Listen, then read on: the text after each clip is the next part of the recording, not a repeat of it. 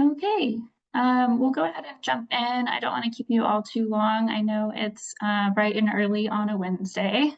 So thank you all for joining us. My name is Allison Killen. I'm a senior project manager here at Houston Arts Alliance in our Civic Art Division. I'll be the point of contact and project manager for this project.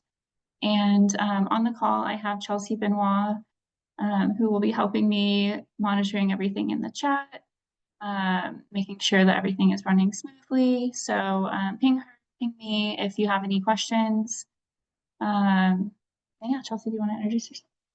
Hey y'all, I'm Chelsea. I am the Finance and Database Coordinator for the Civic Arts Department at HAA. Happy to be here and see y'all. It's early. We're here, we're doing it. So with that, I will go ahead and share my screen and share a little bit about this project. I'll ask that you all stay on mute throughout all my talking, and then we'll do a bunch of questions at the end, and I'm happy to answer anything that y'all have. So here we go. And then I'll turn it on. Okay, can you all see my screen? Yes, okay, I'm seeing some nods. So this is the artist info session for the request for qualifications for the Larry B. Green Memorial. Okay, I'm sorry, y'all. I think our internet dropped out. Sorry about that. Let's see. I will bring it back up. Okay, here we are. So a little bit about Houston Arts Alliance. We are a local arts and culture nonprofit whose principal work is to implement the City of Houston's vision, values, and goals for arts grant-making and civic art investments. We also execute privately funded programs and projects to meet the needs of the arts community, such as disaster preparation, research on the state of the arts in Houston, and projects such as this one. In short, HAA helps artists and nonprofits be bold, productive, and strong. And then a little bit about TERS 9, the South Coast Oak Redevelopment Authority. They were created to act on behalf of the City of Houston to support redevelopment plans and infrastructure improvements within the zone. They encompass approximately 1,775 acres and situated in the Five Corners District, which is located south of the Texas Medical Center, bound by Highway 90 and Beltway 8 and Almeda Road. And then if you want more information, we'll circulate this deck afterwards. You can find information on the City of Houston website for a little bit more about what they do. For this project, the budget is $190,500. The deadline for submissions for this request for qualifications is July 1st at 6:00 p.m. I urge you not to wait on submitting your applications. We won't be able to accept any late applications. And so, prepare for any technical difficulties and things like that. Sometimes uploads and things take longer than you think they will. And so I really urge you to make sure you keep that deadline in mind. The location is Simon Minchin Park, which is located within District K. The address for the park is 4900 West Fuqua Street in Houston. And the eligibility for this project is open to all Houston area artists and artist teams who are over 18 years of age. So as long as you're residing within the 9-county surrounding area of Houston, you're eligible to submit for this project. And then over here on the right is just another look, an aerial view of where this location is. So it's situated in the park. On the left is this parking lot for the park.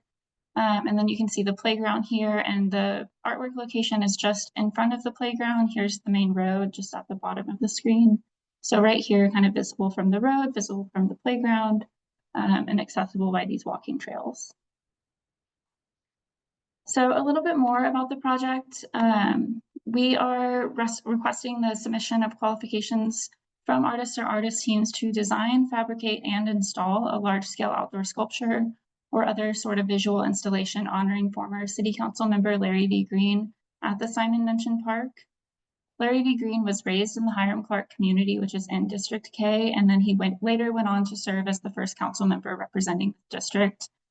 He started his term in 2012, and he served until 2018, where he was succeeded by the current council member, Martha Castex Tatum. He leaves a legacy of growth, prosperity, and green spaces in District K. He was responsible for bringing nearly $2 billion of economic development projects into District K, including infrastructure improvements, an HPD station, a senior citizen center, and he championed a bunch of small businesses throughout the district, which are still operating today.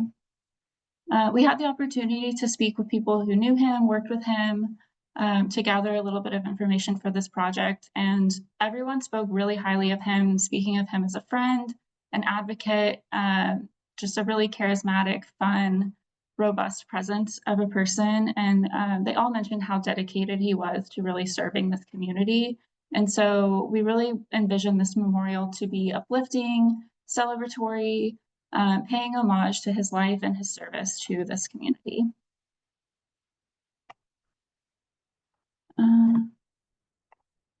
The project requirements, the artwork should be free of safety hazards. It must meet or exceed the City of Houston ADA requirements.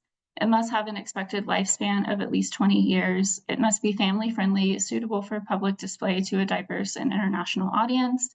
And it must be resistant to graffiti, vandalism, and require minimal maintenance.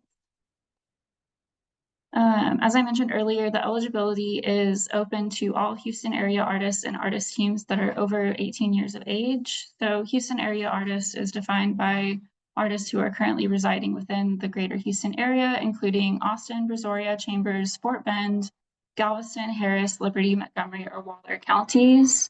Artists and artist teams must be able to work at the required scale and have the ability to accomplish the project by the deadline of May 2026.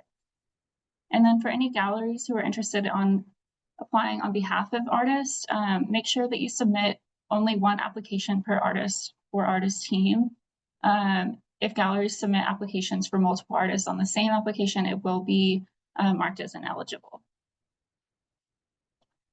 For anyone not eligible to apply are City of Houston or South Post Oak Redevelopment Authority employees, any elected city officials, South Post Oak Redevelopment Authority board members and their immediate family, any HAA employees, board members, advisory board members, and their immediate family. And then make sure that your applications meet all of the eligibility criteria or it will be withdrawn from consideration. So what are the application requirements? What do you need to make sure that you submit? I will say that we are allowing recorded video or audio submissions for this call. And so you can either submit a written material or a recorded material, but you cannot submit both. So make sure you're planning ahead as you're developing your application materials for one or the other. You just won't be able to submit writing and a recording. So first, we'll ask for a resume or CV with a maximum of 3 pages per artist. So for artist teams, you can submit a CV for each of you, but just keep them all to 3 pages or less. An artist biography of 250 words or under 2 minutes in length. A statement of intent, which is under 1,000 words or under 5 minutes. And the statement of intent is really a declaration of your plans and ideas for a specific project. It should communicate your personality, professionalism, qualifications, and enthusiasm for the project. So it's really the opportunity for you to tell us why you're interested in this opportunity. The artist statement, keep it at 500 words or under 3 minutes. And it's a description of your work that helps the audience and the panelists understand your artistic work, your practice. It gives context and information about your process, your conceptual ideas, your sources, inspiration, and materials that you might be using in your practice. And then we ask for digital images of completed artworks. So you have the opportunity to submit up to 10 images in JPEG format only, with information about the title, the year, dimensions, material, who it was commissioned for, and budget or price as applicable for each image you submit.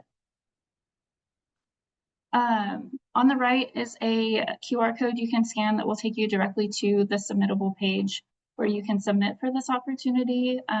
Please make sure you're submitting all of your materials to Submittable. If you email, text them, mail them in to me, they won't be considered. And so make sure you're putting everything on the Submittable platform.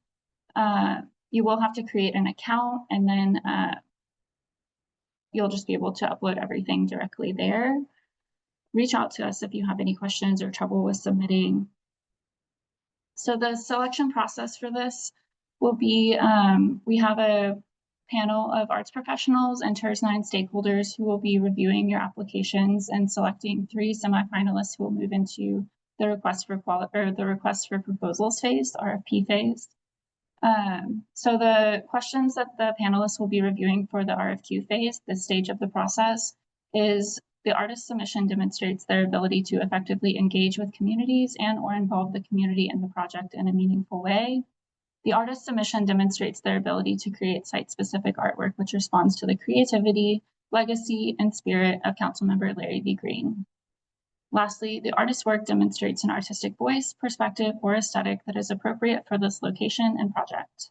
So those are the 3 criteria that the panelists will be evaluating your submissions on. Moving forward in this process, we will place semifinalists and then the finalists under contract with us for the completion of a comprehensive concept design proposal during the RFP phase, and then under a contract for the comprehensive design, fabrication, and installation of artwork for the selected artist. And so any semifinalists and finalists for this project must be able and willing to sign contracts for design and commission. Those are linked here. We'll send this out to you all. And then they're also linked on our website. So if you want to have a look over those before, just to make sure you're good with them, those are the contracts you'll be placed under. And then we will also ask artists to sign a VARA waiver, and a sample of that is on our website as well. The timeline. All of the dates are subject to change based on availability of our panelists and how things move through this process. That being said, today we're in the second artist info session, and so kind of knocking off the first 2 dates of our timeline here. The submission deadline again is Tuesday, July 1st at 6:00 p.m. and artists will be notified hopefully the week of July 14th. For artists who do move to the semifinalist RFP phase, we hope to release that RFP the week of July 14th. The deadline for that will be August 18th, the week of August 18th. We'll have artists do virtual or in-person artist proposal presentations the week of September 1st. We hope to notify artists the week of September 5th with project completion of May 2026. So a couple of FAQs. We have a QR code on the right that will take you to the FAQ page on our website that has kind of a more thorough overview of a lot of the questions that we get. But for just a quick overview, what is an RFQ? A request for qualifications, otherwise known as an RFQ, is an open call, and it is the first phase of a 2-phase artist selection process, which determines awardees for a commissioned project. It requires artists and artist teams to provide information on prior works only, and so not to be confused with an RFP. The RFQ is really the opportunity for you to provide a short statement of intent about the project, what's interesting to you, why you would like to submit for this project, your understanding of the goals, site, and an explanation of why your work is appropriate for the project, but it is not your proposal for the project. It's a chance for our panelists to get to know you, get to know your work, and evaluate based on the qualifications you submit. For artists who move forward into the RFP phase or the request for proposals phase, it is the second phase of a 2-phase artist selection process and determines awardees for a commissioned project. Semifinalists are chosen by the panel in the RFQ phase based on what they submit, and then the RFQ application requires artists to provide all necessary and pertinent information regarding the project you are proposing to the panel. So it includes things like your budget, renderings, material samples, fleshed out ideas, examples of what exactly you will be proposing to create in the commission stage. And what is a 3-dimensional artwork? It is classified as a piece of work that is freestanding in the round and complies with ADA guidelines. For any questions, please send them to our Civic Art email account with the subject line Larry B. Green Memorial. We will get back to you as soon as we can, and we're available for any questions that you might have. And then lastly, here's a QR code to our website on the left, and then on the right is our newsletter, and follow us on social media. All of these are great opportunities to stay informed of any upcoming artworks, opportunities that we have, news, any relevant information and things like that. And so with that, I'm going to stop sharing my screen and we can open it up to questions from the group. So we already have one of our couple that you addressed one already. Okay. Mario asked about the deadline. And then Angel, I'm pronouncing that correctly, asked about the, the,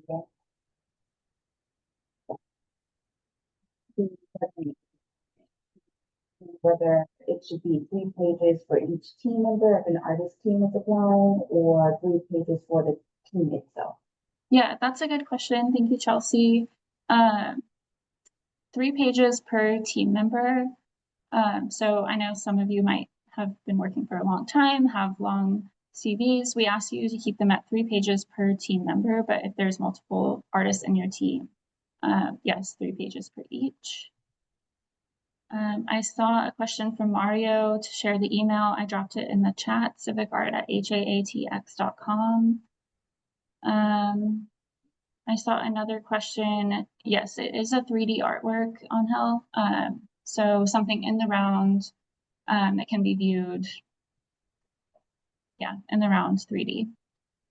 Will this artwork have the opportunity to connect to the sidewalk for walkability?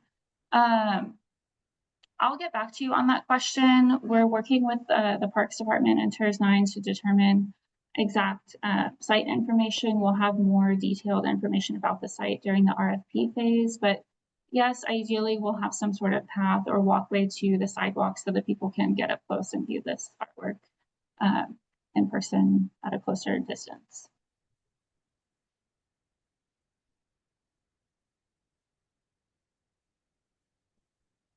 Any other questions?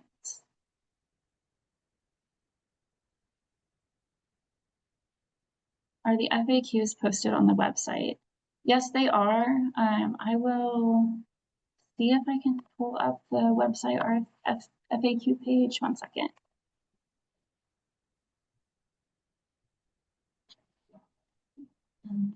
Hold, please.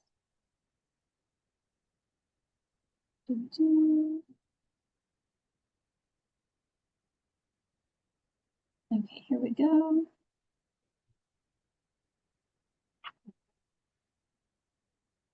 Let me try this.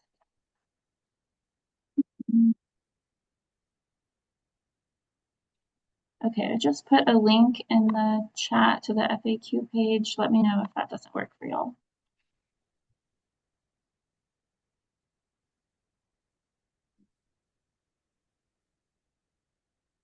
Anyone else?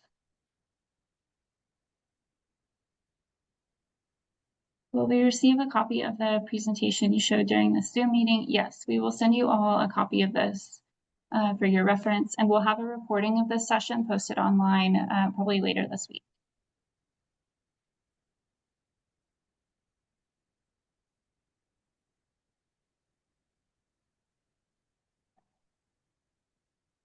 Okay, anything else? I don't want to keep y'all too long. I know it's first thing. Are there size requirements? Is there a size requirement?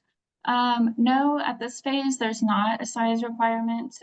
We do ask that you keep it under 8 feet, just for permitting reasons. But aside from that, your proposal, as long as the budget can support whatever you're envisioning, then there's no size requirement.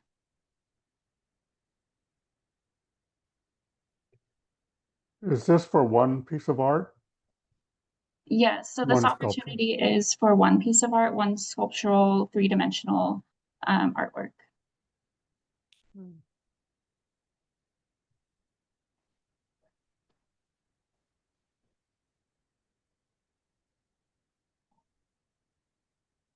Okay, any other questions? Metal, wood, clay.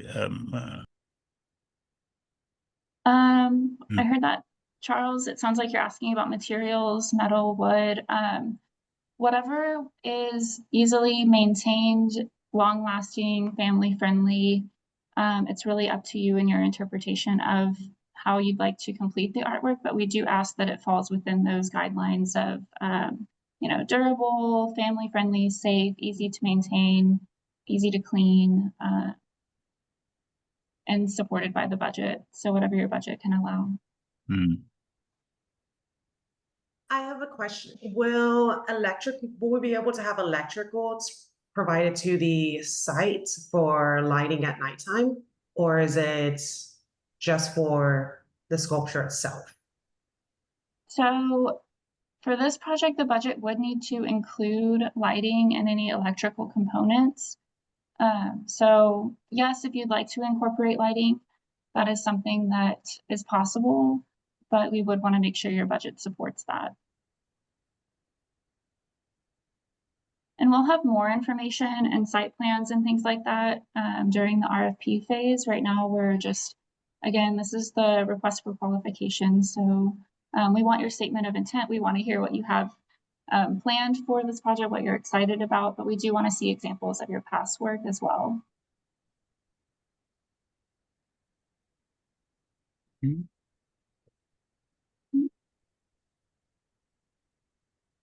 I'm sensing some excitement. Okay. Okay, well, I'm here if you have any other questions. Chelsea's here as well. We'll be checking that email and feel free to reach out. Otherwise, I look forward to seeing you all submit to this in a couple weeks. Thanks, y'all. Thank Okay. you. Thank you. Thank you. Thank you. Bye-bye. Bye now. Bye-bye.